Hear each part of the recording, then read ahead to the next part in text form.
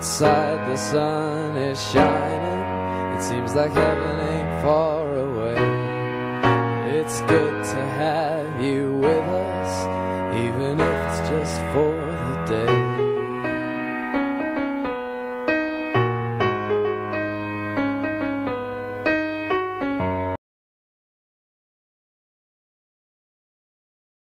A continuación tenemos al maestro Elio Atenógenes Villaseñor. Él estudió la licenciatura y maestría en matemáticas y es candidato a doctor en ciencias de la computación por la UNAM. Sus principales líneas de investigación son aprendizaje computacional, minería de datos, visualización de información y Big Data. Es autor de artículos y capítulos de libros en diversas áreas de conocimiento, como son los estudios de género, análisis cienciométrico, ciencias de la información, matemáticas aplicadas y ciencias de la computación. Se ha desempeñado como docente impartiendo cursos de las licenciaturas de Matemáticas y Ciencias de la Computación en la Facultad de Ciencias de la UNAM, en el programa de maestría en Biotecnología del Colegio de México y ha dirigido diversos trabajos de titulación en los programas de maestría en Infotec. Desde septiembre de 2010 es profesor investigador de tiempo completo en Infotec. Entre sus reconocimientos destaca el haber recibido el Premio Anual de Salud 2011 por el trabajo El arte y la ciencia del desarrollo de la vacuna contra la tuberculosis de colectivo de autores en la categoría de libro otorgado por el Ministerio de Salud de Cuba.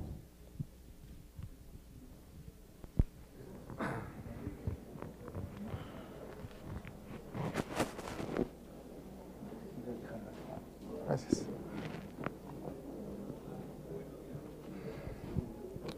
Bueno, ¿se escucha?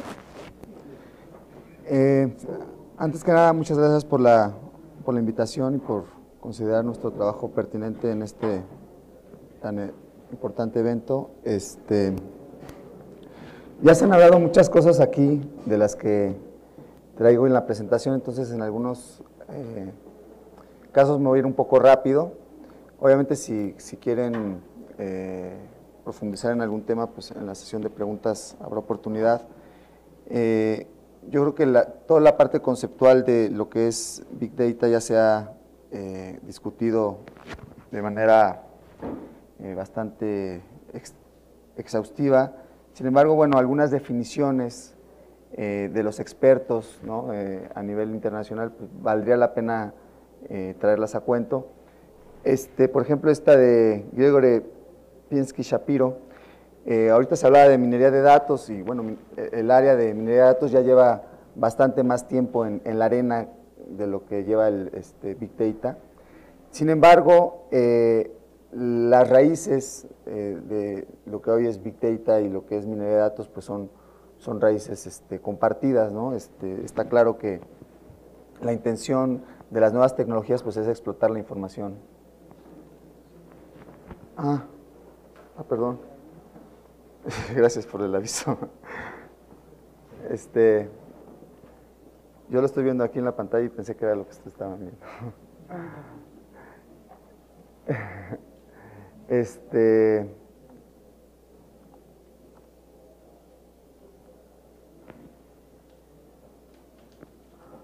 Listo, perdón, Les comentaba esta definición de... como que no está centrado, ¿verdad? De Shapiro. Listo. Está como el rey desnudo, ¿no? Estaba hablando y nadie me decía nada. Y bueno, hay muchas otras definiciones, todas tienen su propia filosofía. Hay unas que resaltan a esto que llamamos Big Data hoy como un cambio cultural. O sea, minería de datos era un aspecto que estaba muy en el terreno de la academia, de las ciencias de la computación, que sí llegó a tener una presencia ya en los productos finales que ofrecían las empresas de tecnologías de la información, pero que su principal avance estaba en terreno académico. En ese sentido, pues era algo que de alguna manera como una materia oscura para muchas personas, ¿no? Y de repente vean, yo muchas veces decía, no, ¿a qué te dedicas? No, pues hago minería de datos, ¿no? ¿Minería y qué usas? Cianuro para minar, ¿no? minas, o sea, la gente no entendía que eso era su minería de datos, pensaba que eran minas y datos era algo que se encontraba en la tierra, ¿no? Y en cambio esto de Big Data es algo que ya está más compenetrado en las organizaciones, que ya está más compenetrado en los proveedores de tecnologías y en los desarrolladores, ¿no? Ya está enfocado a cubrir problemas muy específicos, ¿no? de la industria. También, bueno, la definición clásica de las 4 Bs yo creo que es bastante pertinente, 4, 5, 6, empezó con 3, ¿no? Ahorita ya van en varias, que sin embargo son pertinentes para dimensionar de lo que se está hablando. Aquí, por ejemplo, tenemos, híjole, se me saltó una que quería mostrar, algunos datos del impacto que actualmente está teniendo Big Data en el entorno internacional. Sigue siendo, como mencionaba en la mañana, o sea, los principales generadores de información somos los humanos, pero tal vez eso cambie en los próximos lustros, ¿no? Con el Internet de las cosas. El mercado, ¿no? Del mercado del Big Data es algo que es demasiado dinámico, tiene una explosión, podríamos decir exponencial, así como se está generando literatura y así como se está generando tecnología, también se está generando nuevos espacios de negocios, de oportunidades de negocio. Bueno, pues esto de los volúmenes de datos, que yo creo que todo el mundo está muy claro en esto. Lo que las empresas dejan de ganar por no tener implementado esta tecnología en sus procesos de toma de decisiones es algo que actualmente ya se está cuantificando y que se ve que es muy importante, ¿no? La falta de competitividad por no contar con estas tecnologías, ¿no? Bueno, para nadie es sorpresa que de los principales impulsores de todo este desarrollo tecnológico es Estados Unidos, y ellos desde la presidencia están tomando muy en serio este aspecto del Big Data, y hay varias estimaciones de lo que se requiere, de la demanda que tiene Estados Unidos como nación de contar con tecnología que dé soporte a una serie de necesidades, ¿no? Que van desde cuestiones energéticas, cuestiones de seguridad nacional, de salud, ¿no? Que es un tema que también es muy importante para toda la población, ¿no? Bueno, y este nuevo entorno, pues, ¿qué genera? Pues también genera necesidad de contar con nuevos profesionistas. Ya se había hablado también en esta plática de lo que los retos que actualmente enfrentan por ejemplo, Infotec como centro de investigación y impartición de posgrados, pues estamos viendo cómo cubrir esa necesidad que hay en el mercado, que de alguna manera todavía no genera la demanda, ¿no? Pero sabemos que en algún momento la va a generar, de lo que actualmente se conoce como científicos de datos, que es algo así como lo que le llaman el empleo más sexy del siglo XXI, ¿no? Es algo que todo el mundo quisiera contar con un científico de datos en su organización. Bueno, en México todavía no pasa eso, pero espero que pase pronto, ¿no? Que haya esa demanda de este personal. Y bueno, y es que realmente es un perfil que no es fácil de encontrar. ¿Por qué? Porque requiere habilidades matemáticas, requiere habilidades computacionales, que esas dos cosas no siempre están bien emparentadas, aunque sí en la teoría, no en la práctica. En la Facultad de Ciencias te puedes titular como matemático, ¿no? Inclusive ser doctor en matemáticas y nunca haber tirado una línea de código, salvo en LaTeX, ¿no? Que eso es lo que los matemáticos hacen, pero nunca haber programado un algoritmo, ¿no? Y bueno, y también este acercamiento con los problemas del mundo real, que eso es otra cosa que del lado de la ciencia no nos enseñan mucho, ¿no? Somos muchas veces científicos de laboratorio, y todo lo tenemos con condiciones controladas, inclusive los científicos de la computación, esto que les mencionaba hace rato de la minería de datos, pues mucho del desarrollo que se dio en minería de datos era con datos de juguete, ¿no? O sea, con datos a modo para que los algoritmos se pudieran evaluar, se pudieran probar fácilmente en equipos de cómputo pues, limitados a lo que habían hace 20, 30 años. Y bueno, actualmente ya se cuenta con la posibilidad de aplicar esos métodos a datos reales y que los resultados que se obtengan sirvan para tomar decisiones en el mundo real. Entonces, estar cercanos a los campos de aplicación también es una habilidad o una capacidad deseable en un científico de datos.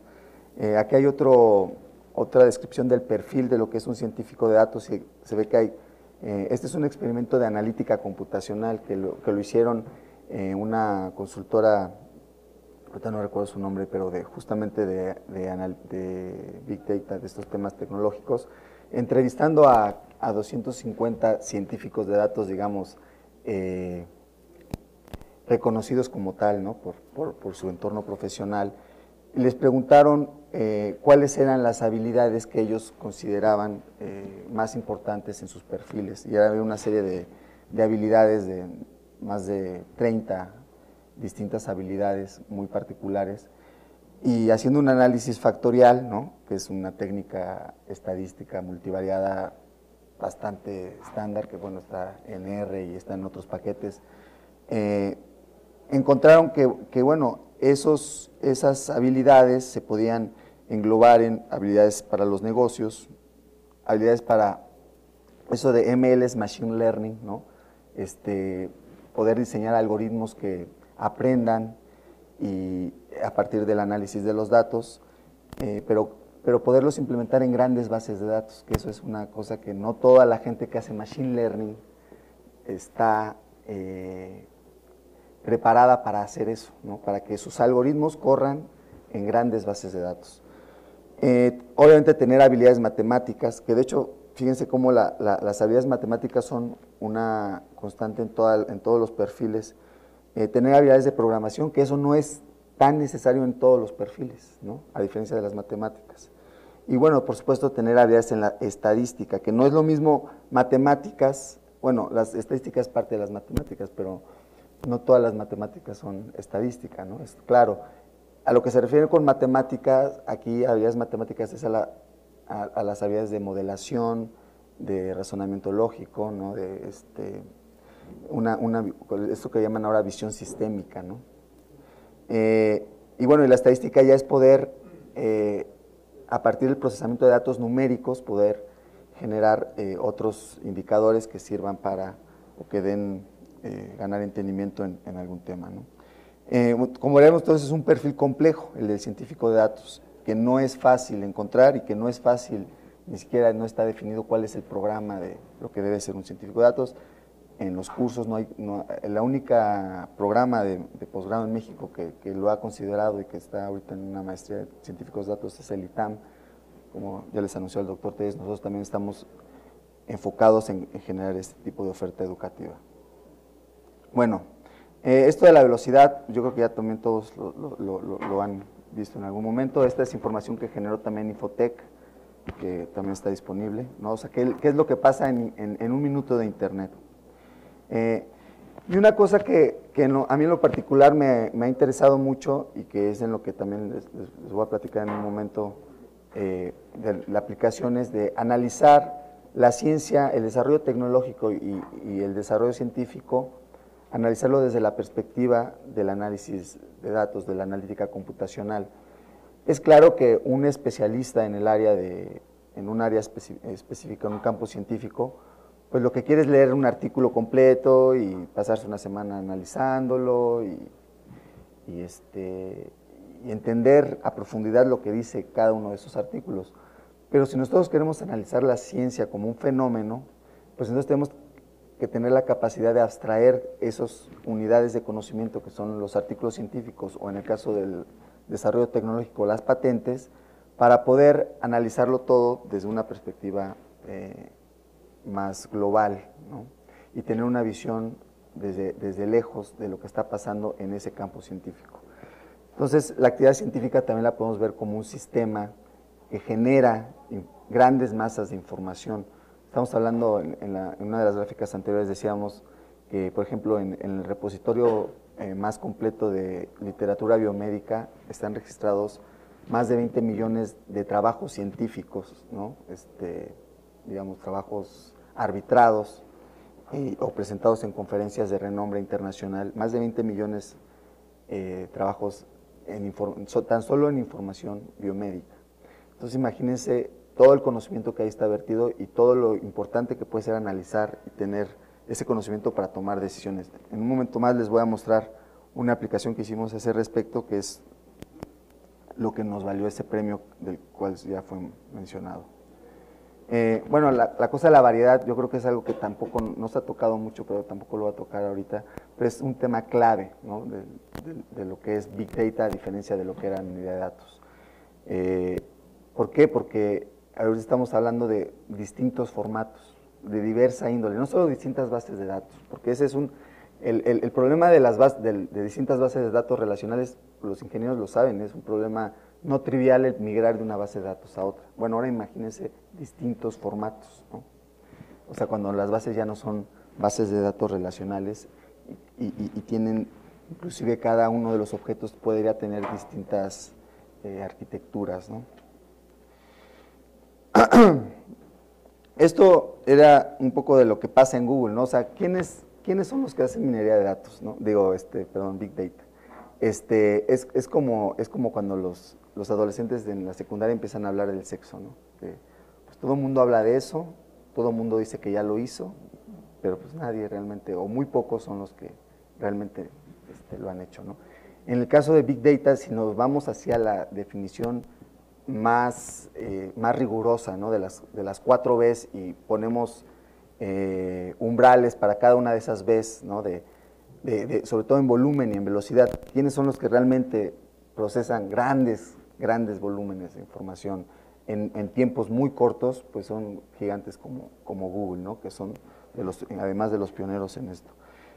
Y bueno, para darnos una idea de lo que ocurre en Google, digo, aquí está todo un poquito explicado el proceso, pero me voy a centrar en la última parte, ¿no? Ya cuando se tienen procesadas, identificadas todas las páginas web donde aparece el término de búsqueda, ¿no? Que pueden ser millones de páginas web, y se tienen identificadas además la caracterización de esas páginas web, de su contenido, con técnicas de extracción de terminologías como las que comentó hace un rato Alberto. Ya que se tiene eso, ¿por qué Google le ganó a Yahoo en la batalla de los buscadores?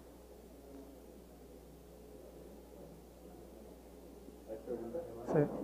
Pues por los mejores algoritmos de clasificación, de recuperación. De recuperación, vamos a centrarnos en la recuperación. De recuperación, ya están los conjuntos recuperados, ya sabemos cuáles son todas las páginas donde está la información. ¿Qué es lo que hace falta? El ranking, ¿no? Esa es la palabra, esa es la clave. ¿Y qué implica el ranking? Implica resolver un sistema de ecuaciones, ¿no? Como los que resolvíamos en la secundaria, ecuaciones lineales, pero inmensamente grande, ¿no? De millones por millones, ¿no? De millones de variables por millones de ecuaciones. Y eso lo hace, en teoría, cada vez que uno hace una búsqueda. ¿Cómo es que lo logra?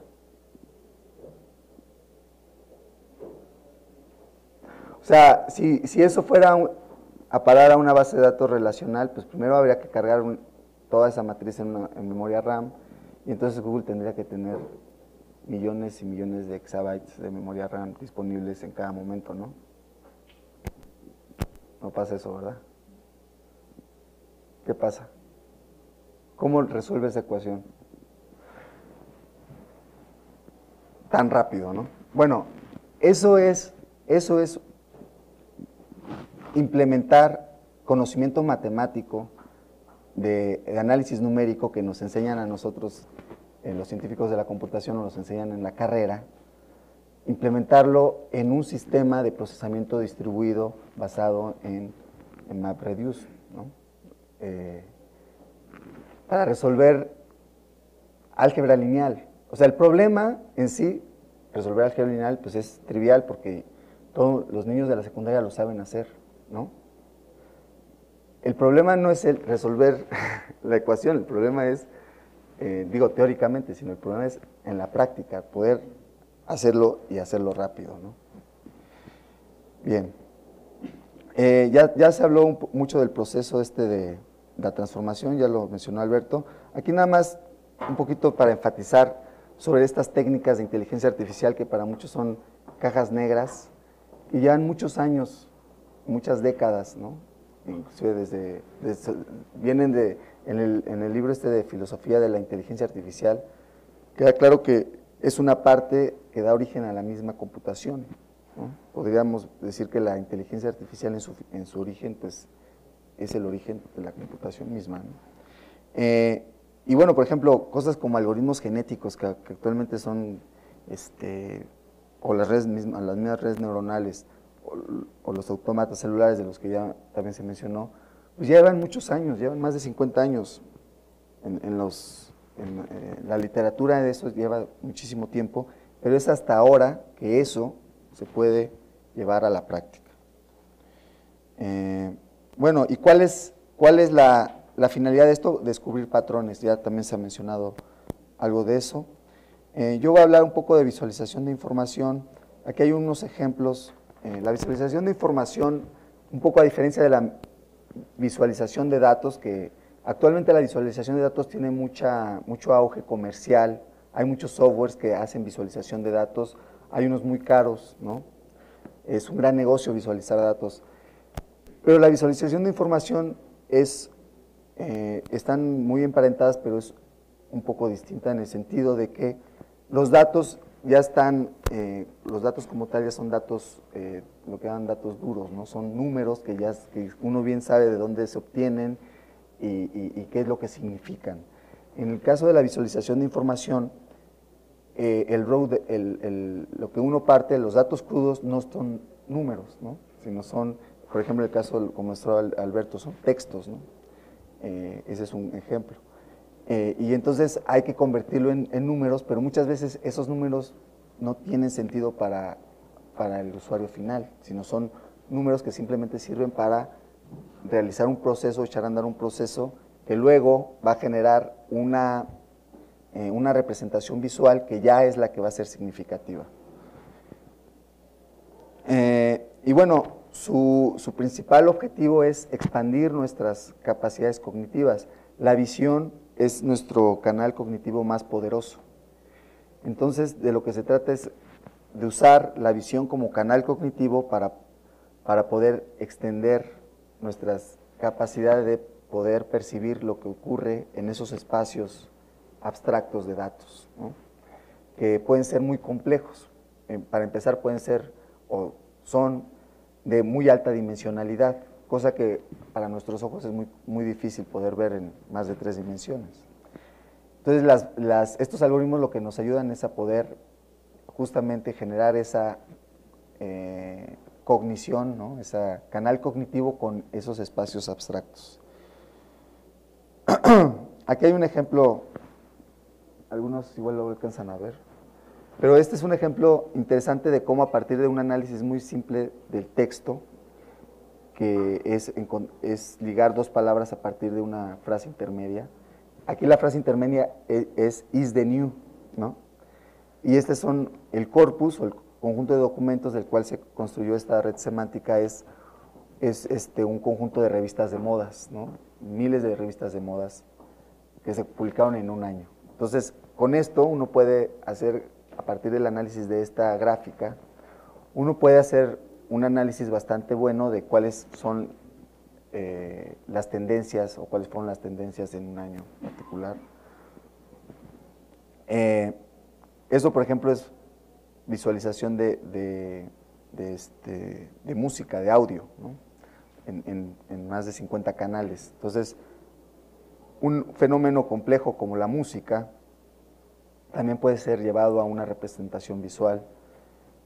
Estos son resultados de un buscador en internet y en lugar de mostrar una lista ordenada, lo que muestra es una representación en paisaje de la información que está contenida en el resultado de la búsqueda. Por ejemplo, este en particular ya lleva muchos años en versión beta, ¿no? Por alguna razón no ha conseguido suficiente financiamiento y seguramente lo que no ha resuelto es precisamente el poder generar estas visualizaciones en tiempo real, ¿no? Esta, por ejemplo, la ven más austera, pero esta sí la compró lo que es el equivalente a la Secretaría de Defensa en Estados Unidos, financió este proyecto y es para analizar cables de noticias, igual en tiempo real, cómo se están generando las noticias y ver cómo estos montecitos van creciendo y van decreciendo en función de lo que está pasando en tiempo real. Ya el doctor Telles les habló de los proyectos que tenemos aquí en Infotec en torno al Big Data, y uno de los que mencionó fue el grupo de analítica computacional de grandes bases de datos. En este caso, este proyecto fue beneficiado por el programa de cátedras jóvenes investigadores del CONACYT, y entonces pudimos atraer talento joven, en particular 4 investigadores recién egresados de sus doctorados, que algunos de ellos fueron a estudiar a universidades de Europa, ¿no? Y con líderes en estos temas, y cada uno tiene un perfil particular, ¿no? Por ejemplo, está aquí Natalia, que hace un rato la vi por ahí, pero creo que ya no está. Ella es matemática, ella estudió su doctorado en ciencias matemáticas, y ella es experta en una área muy apasionante actual de las matemáticas, que es el análisis topológico de datos. La topología es un área fascinante para los matemáticos porque es precisamente el generar esa intuición de la geometría en espacios multidimensionales y abstractos. Y entonces, actualmente existen técnicas que utilizan los conceptos de topología para poder analizar datos. También está aquí el doctor Sabino Miranda. Él es egresado del SIC, de la escuela, ¿cómo es? Híjole, se me fue. Bueno, es la Escuela de Computación del Politécnico Nacional, y él, por ejemplo, sus tutores son unos rusos que en el medio se conoce como la mafia rusa, que son unos rusos que trajo el doctor Guzmán Arenas cuando echó a andar el SIC, especialistas, imagínense, desde hace más de 30 años ya tenían esa visión, especialistas en análisis de texto. Por supuesto que la KGB pues desarrolló muchas de las técnicas que actualmente se ocupan, porque ellos tenían esa necesidad de manejar la información de manera sistemática, ¿no? Y hay la tradición rusa en ese sentido es muy de mucho arraigo. Y él es uno de sus alumnos, y es por ejemplo, su enfoque es lo que se llama minería de opinión, ¿no? Que es algo que también actualmente es muy pues vendible, ¿no? O sea, todo en las campañas políticas, pues todo el mundo todos los candidatos quieren tener su Sabino ahí que les esté minando lo que están diciendo de ellos en Twitter, en Facebook, ¿no? En tiempo real. Está Eric, él es egresado de la Universidad Michoacana. Él es especialista en recuperación de información, en establecer medidas de similitud para hacer ranqueos, para hacer recuperación. Me avisan cuando tenga 5 minutos. Y bueno, y él es Mario Graf, él es especialista en computación evolutiva, estudió en Essex con uno de los líderes mundiales, Renato Poli, en computación evolutiva. Y él ocupa computación evolutiva, se ocupa principalmente para temas de optimización, pero él ocupa en particular para temas de predicción, series de tiempo. Todos los últimos 3 que mencioné están ya en Aguascalientes, junto conmigo estamos allá echando a andar este proyecto. Bueno, y ya en el último tramo que me queda, déjenme ver cuánto me queda, ya debería haber acabado. Pero bueno, les voy a mencionar rápidamente lo que yo he hecho en visualización de información.